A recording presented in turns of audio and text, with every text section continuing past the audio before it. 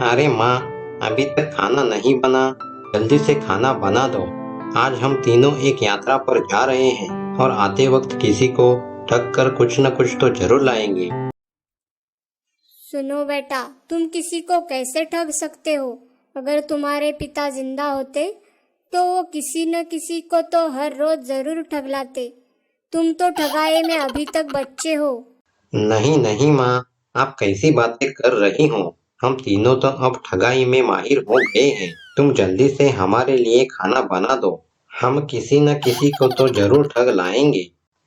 फिर वो तीनों खाना बांधकर यात्रा पर निकल जाते हैं। हरिया, सांबा और शामू, जो कि तीनों भाई पीतमपुर गांव में रहते थे।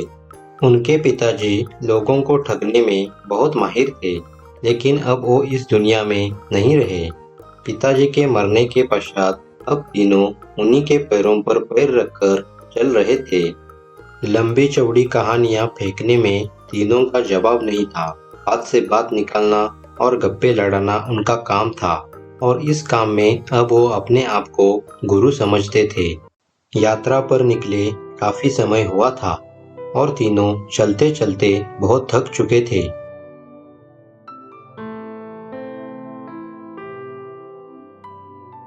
तभी तीनों एक आश्रम के पास पहुंच जाते हैं। भाई श्यामू, आज की रात हम यही ठहर जाते हैं। सुबह होते ही फिर से यात्रा पर निकल पड़ेंगे।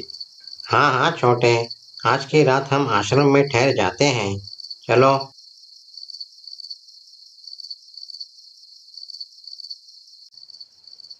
तीनों भाई खाना खाकर गप्पे मारने लगे। तभी ठीक उसी दिन एक राजकुमार भी आश्रम पर आ ठहरा था। महाशयो, क्या मैं कुछ समय आपके साथ गप्पे मार सकता हूँ? वैसे अकेले बैठकर तंग आ चुका हूँ। हाँ हाँ, क्यों नहीं, आ जाओ, कुछ गप्पे टप्पे मार लेते हैं।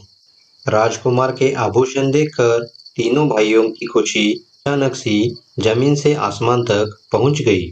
तीनों ने मिलकर राजकुमार को अपने जाल में फंसाकर उसके आभूषण लूटने की योजना बनाई। महाशय, समय काटने के लिए कुछ खेल पहेली हो जाए तो कैसा रहेगा? हाँ हाँ, क्यों नहीं, ये तो बड़ी अच्छी बात है। ऐसा करते हैं कि हम चारों बारी बारी से गप्पे बताएंगे। हम चारों में से किसी एक की गप पर दूसरा कोई विश्वास न करे तो विश्वास न करने वाला हारा माना जाएगा, और उसे गप सुनाने वाले की गुलामी और वो जो भी करने के लिए कहे वो चुपचाप करना पड़ेगा। ठीक है, मुझे शर्त मंजूर है। तीनों भाई बहुत खुश हुए। मन में एक नहीं दो दो लड्डू फूटने लगे। उन्हें पूरा विश्वास था कि वे तीनों राजकुमार को ऐसी बकवास बातें बताएंगे कि राजकुमार को विश्वास न करने पर मजबूर होना पड़ेगा, और उसके मुंह से यह कैसे हो सकता है यह शब्द बोलने पर मजबूर करेंगे ही करेंगे। उन्होंने उसी आश्रम के एक पंडित को पंच बनने के लिए मना लिया। बस महफिल जम ही गई और खेल शुरू हो गया। तो बात ऐसी है कि एक दिन मैंने माँ के बटुए में से 5 रुपए चुराए। अम्मा डंडा लेके मेरे पीछे पड़ी।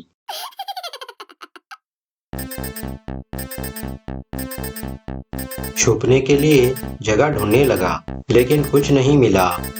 तभी मैंने एक नारियल का पेड़ देखा। सोचा ऊपर चढ़कर छुप जाता हूँ। मैं नारियल के पेड़ पर चढ़ गया।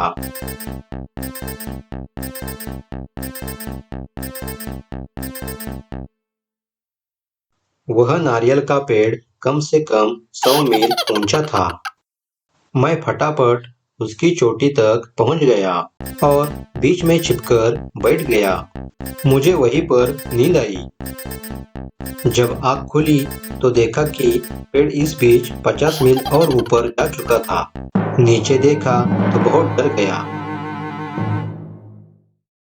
मैं सोच ही रहा था, तभी एक बादल का टुकड़ा पास से गुजरा। मैंने तुरंत ही छलांग लगाई और बादल के अंदर घुस गया।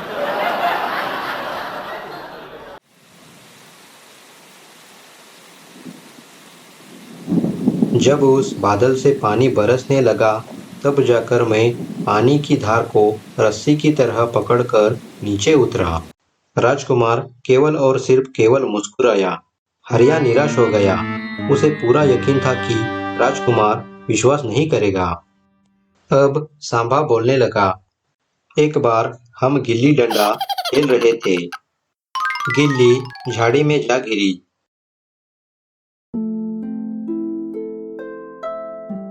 मैं गिल्ली ढूंढने झाड़ियों में घुसा, लेकिन दिखाई नहीं दी। बस एक जगह एक चूहे का बिल मुझे दिखा। मैं उसके भीतर चला गया।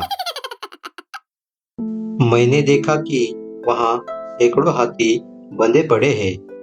उस बिल में रहने वाला चूहा हाथी चोर था। मैंने उन हाथियों को मुक्त करने का फैसला किया। चूहे की नजर चुरा चुरा कर हाथियों के पास पहुंच गया। एक एक करके सारे हाथी मैंने अपने जेब में भर दिए। सारे हाथियों को लेकर तुरंत ही मैं बाहर की तरफ भागने वाला ही था। तभी चूहे ने मुझे देख लिया। चूहा मुझे मारने के लिए तलवार लेके मेरे पीछे पड़ गया। तभी मुझे पास में एक मच्छर बैठा दिखाई दिया। तुरंत ही उछलकर मैं उसके पीठ पर सवार हो गया।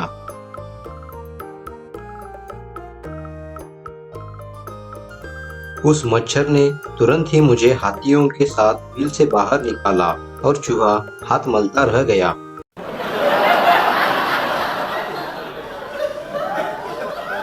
हाँ सांभा, मैंने भी तुम्हें मच्छर पर हाथियों के साथ बैठे जाता देखा था।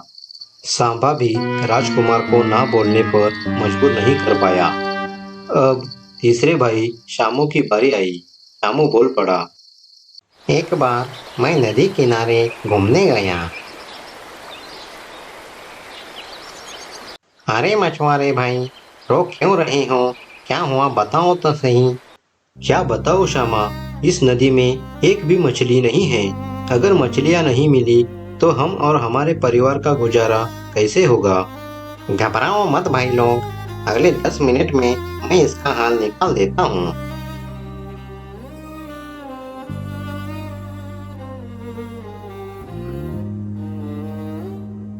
पानी के भीतर जाकर देखता हूँ तो एक बड़ी खूंखार मछली बाकी सभी मछलियों को खा रही है।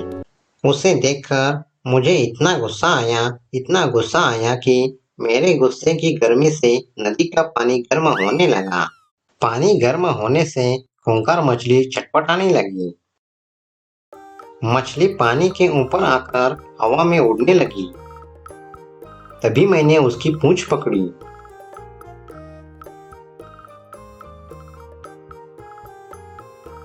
मछली और मैं दोनों हवा में उड़ने लगे। मछली आगे, मैं पीछे, मछली आगे, मैं पीछे। मछली ने मुझे गिराने की बहुत कोशिश की, लेकिन वो मुझे गिरा नहीं सकी। तभी अचानक मुझे एक बहुत बड़ी चट्टान हवा में तैरती नजर आई। मैंने अपने पैर उस चट्टान पर टिकाए। मछली की पूंछ को कस के पकड़कर उस खूंखार मछली को बहुत घुमाया। मछली को खूब घुमाकर उसे समुद्र की ओर फेंक दिया। इस प्रकार मैंने उस खूंखार मछली से सारे मछुआरों को न्याय दिलाया। वाह शमू वाह, तुमने तो बहुत ही नेकी का काम किया है। तुम तो मुझसे भी बहादुर निकले। इस तरह शामू भी अपनी बातों से राजकुमार को ठगने में असफल रहा। अब बारी राजकुमार की आई। राजकुमार बोला, मैं एक देश का राजकुमार हूँ। मेरे पास 3 गुलाम हैं। मैंने उन्हें महंगे दाम देकर खरीदा था। एक दिन वो तीनों मुझे धोखा देकर निकले। तब से मैं घूम घूम कर उन्हें तलाश करता फिर रहा हूँ और आज कहीं जाकर फिर से तीनों मुझे मिल गए। कौन है वो 3 नालायक? तुम तीनों ही तो हो। अब से तुम मेरे गुलाम। अब तीनों भाई फंस गए। तीनों को पसीना आने लगा। क्या करते? अगर राजकुमार की बात नहीं मानते तो शर्त हार जाते हैं और राजकुमार के गुलाम बन जाते हैं। यदि राजकुमार की गप स्वीकार कर लेते हैं तो गुलाम है ही। तुम तीनों भाई हार गए हो और अब राजकुमार के गुलाम बन चुके हो। क्षमा कर दो महाराज, हमारे से बहुत बड़ी गलती हो गई है। दरअसल हम तीनों मिलकर आपको ठग कर आपके आभूषण लूटने की योजना बना रहे थे। हमें माफ कर दो, घर में बूढ़ी माँ अकेली है। अगर आपने हमें गुलाम बनाया तो उसका ख्याल कौन रखेगा। हमें माफ कर दो महाराज, मैं तुम्हें एक शर्त पर माफ करता हूँ। आगे से मरते दम तक अगर किसी को बातों में उलझाकर उल्लू बनाकर उसे ठगने की कोशिश की तो पंगा मुझसे है। यदि कबूल है तो बताओ, वरना मेरे गुलाम बन जाओ। नहीं नहीं महाराज, आगे से ऐसा कभी नहीं होगा।